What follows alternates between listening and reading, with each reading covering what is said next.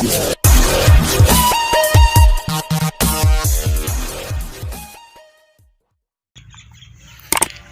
वालेकुम फ्रेंड, आज मैं आपके लिए एक बार फिर एक नई वीडियो, एक नई सीक्रेट, एक नए अंदाज के साथ आपके साथ एक और वीडियो लाया हूं। तो आज की जो वीडियो है वो है कि आप ब्लॉक लिस्ट फेसबुक यूज़र को कैसे अनब्लॉक कर सकते हैं, या उनको कैसे चेक कर सकते हैं कि आपने अब तक कितने फ्रेंड ब्लॉक किए हुए हैं। तो देर की बात की चलते हैं।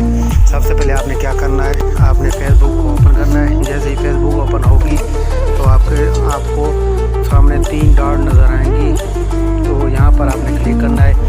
जैसे यहाँ पर आप क्लिक करेंगे तो आपके सामने एक सेटिंग ओपन होगी। जैसे ये सेटिंग ओपन होगी तो आप देखेंगे नीचे आपको सेटिंग और प्राइवेसी का ऑप्शन नज़र आएगा। आपने इस पर क्लिक करना है। उस पर क्लिक करने के बाद आपको फिर से एक सेटिंग का ऑप्शन आएगा, आपने इस पर क्लिक करना है। और इस पर जैसे ही क्लिक करेंगे तो क्योंकि आप देखेंगे आपको पूरी इंफॉर्मेशन आपको सामने जो निकल कर आ रही है।